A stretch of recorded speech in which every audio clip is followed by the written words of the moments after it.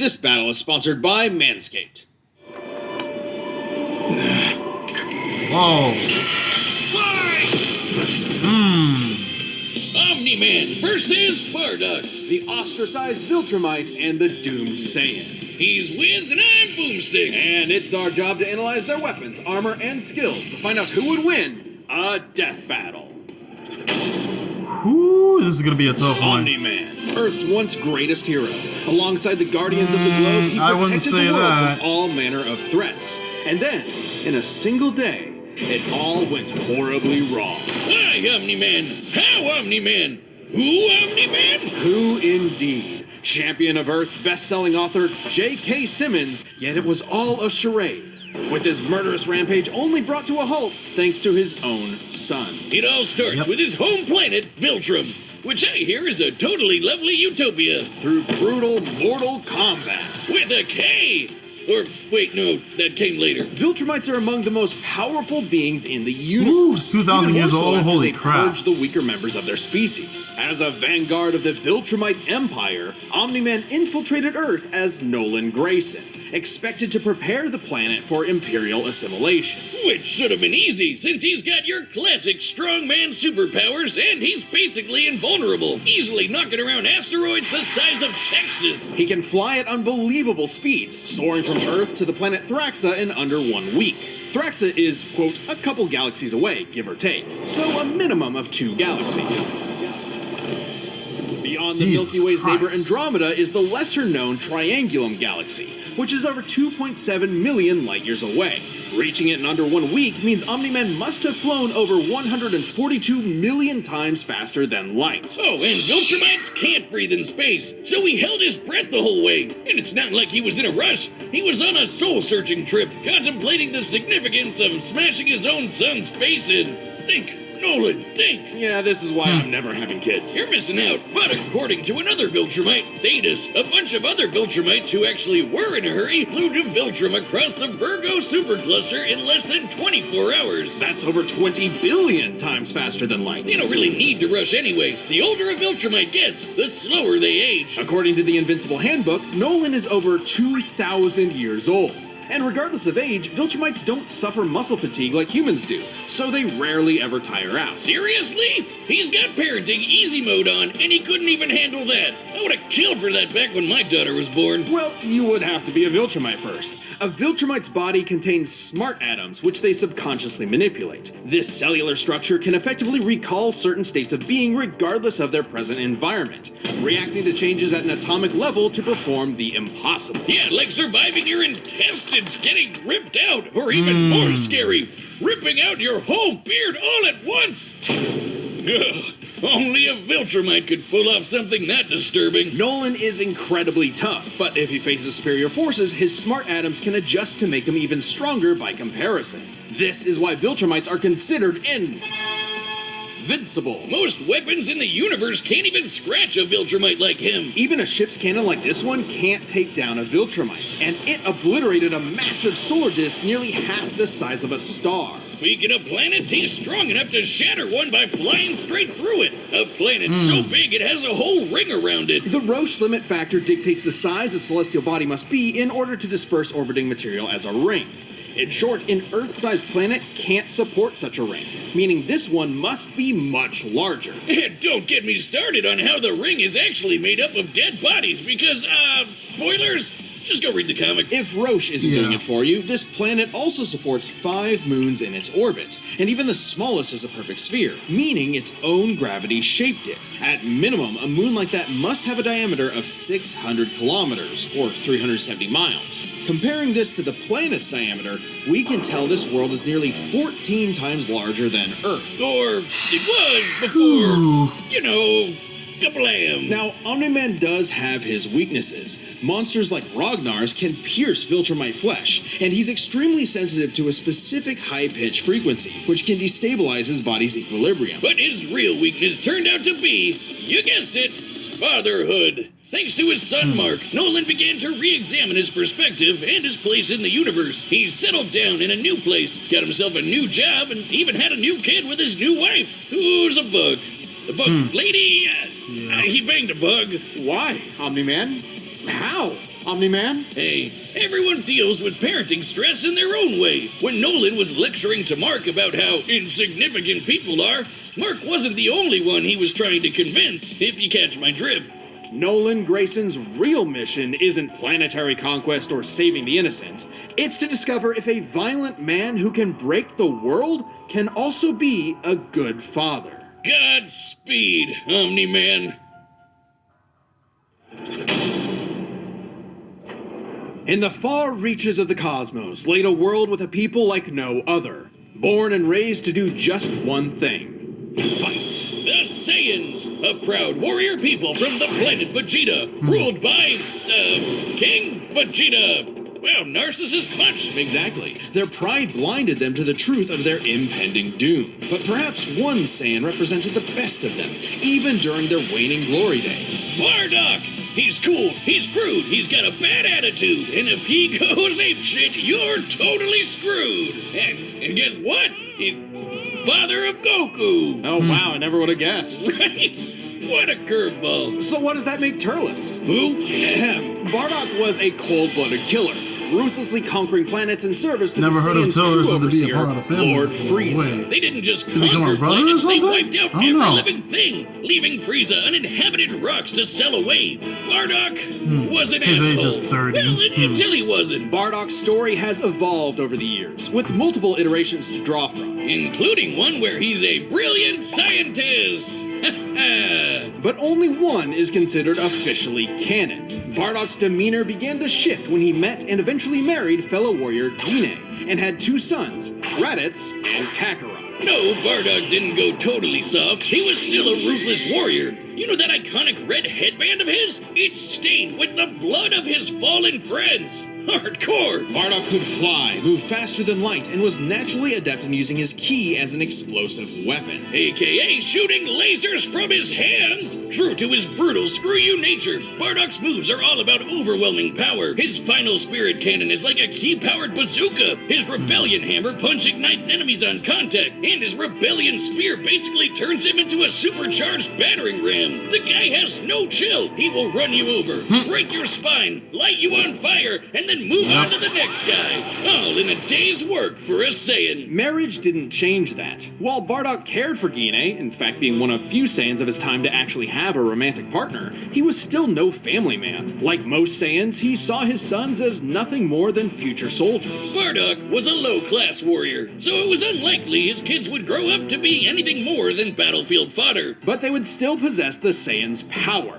a transformation that was the key to their planetary devastation. Big Boogie! Under the light of a full moon, a Saiyan with a tail manifests the Uzaru. This great ape form increases Bardock's power tenfold, turning him into an unstoppable kaiju. Quick, someone call Yajirobe! While some Saiyans can maintain control over this berserker form, low-class warriors like Bardock don't receive the same level of training as those of higher birth. Prince Vegeta's control is so precise he can speak while changed, but Bardock cannot. Hell, it's questionable if he even remembers everything that happens when he goes full tilt gorilla. The Saiyan strategy is pretty much just monkey see, monkey smash. Despite being low-class, Bardock's power level nearly matched that of King Vegeta, who could destroy multiple planets at once. At about this time, King Vegeta's power level was around 10,000. Yeah, we know power levels are kinda janky. Nobody can agree on what the number really means. Outside of his fight with Gas, Bardock doesn't really show any high-end feats in canon, but we can use power levels to compare him to other characters with similar levels to better understand his potential. Like when his son fought Prince Vegeta. What's the scouter say about his power level?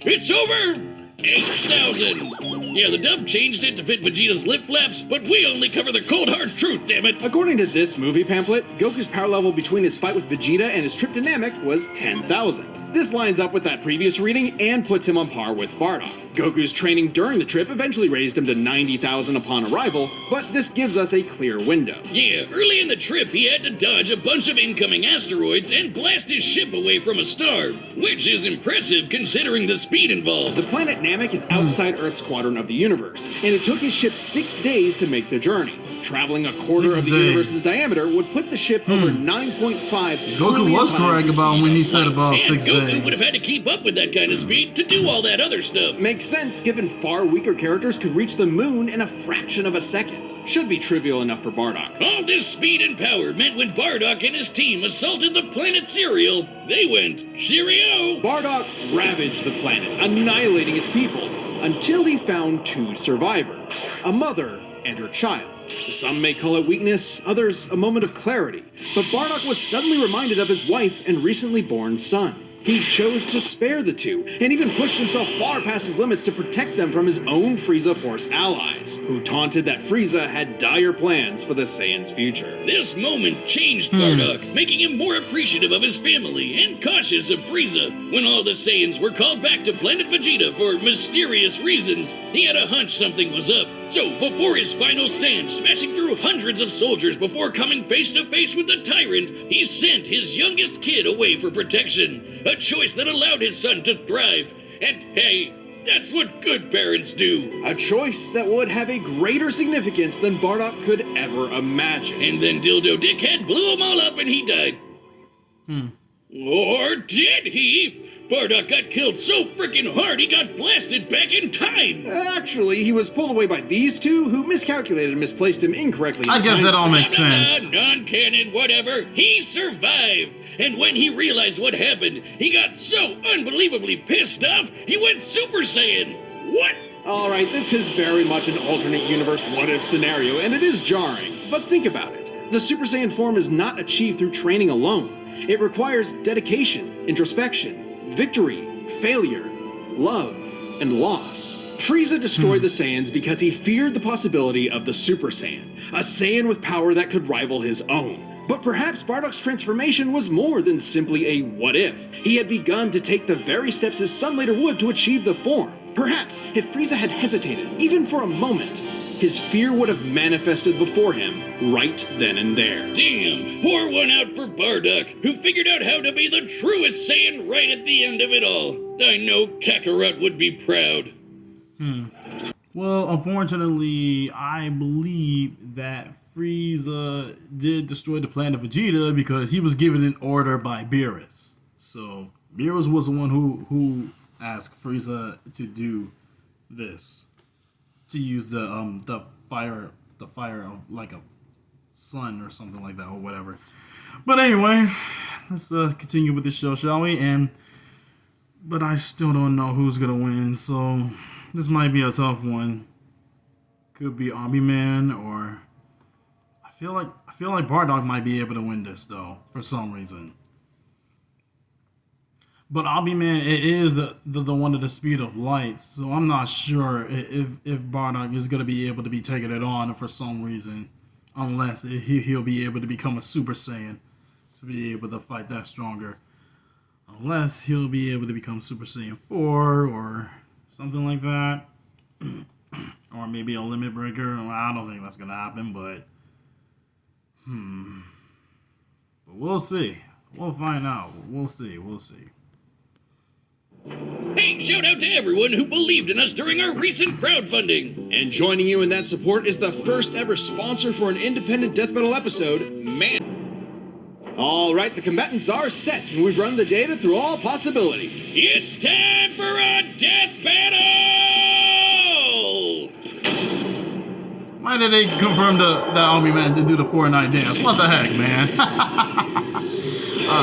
Alright, let's do this.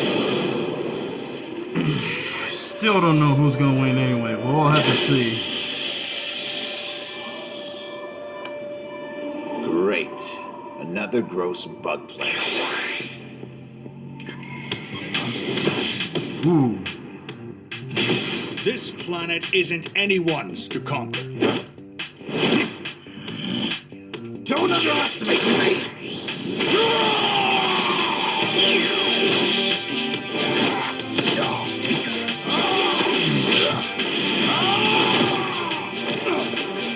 Just like my son, sticking his nose in places he's not ready for. My son would kick his ass!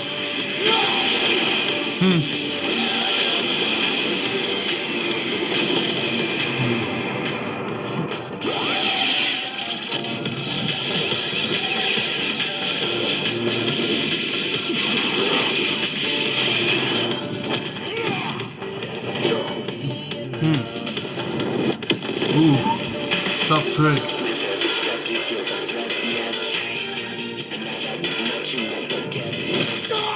Whatever you are, you're an embarrassment.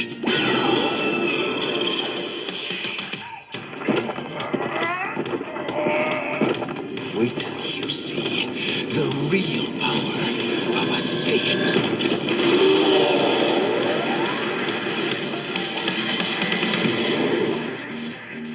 Am I supposed to be impressed?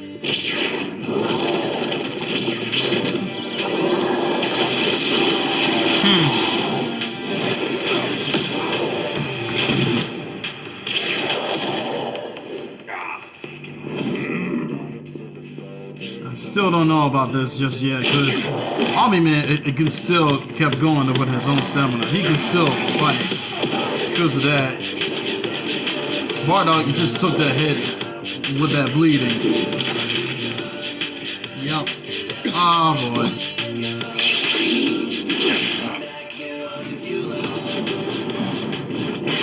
Shit.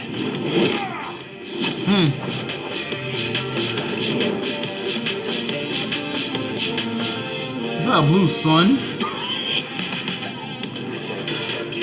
No. My sons. Leave me. I won't let you take me from my world.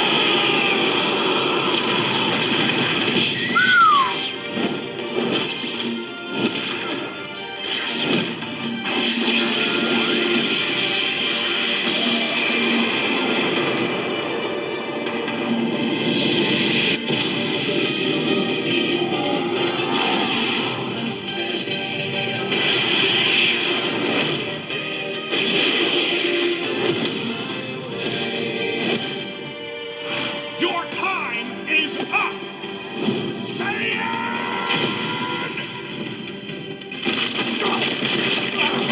Yep. You said Saiyan.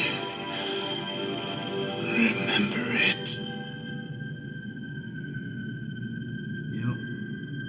And that's it for Bardock. Omni-Man wins.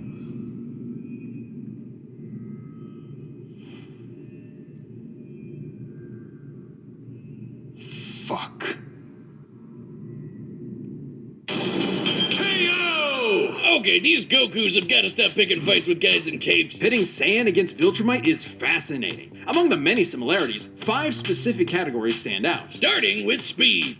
Bardock is much faster, given his power level matched Goku dodging asteroids at 9.5 trillion times light speed, much higher than the Viltrumite's fastest speed. Add on the 50 times multiplier from Super Saiyan, and it's a huge difference. Right, Bardock clearly has the speed advantage, but strength and durability are another Yeah, story. Omni-Man Though it has the doesn't strength. seem like it at first, Bardock scales to King Veggie, who wrecked 3 planets at once, and Omni-Man only smashed 1. But given how big that one planet was, the numbers are actually pretty similar, until we factor in the Super Saiyan boost, right? Well, there's a catch. A major plot point in Invincible involves the coalition of planets admitting that their weapons cannot hurt Viltrumites. So, when their ship's cannon obliterated this gigantic solar disk, it highlighted just how tough the Viltrumites really are. This disk completely blocked the sunlight and heat between a planet and its star. And this is no ordinary planet. Its size and density are so high that its inhabitants are as strong as Viltrumites just due to living in its natural gravity.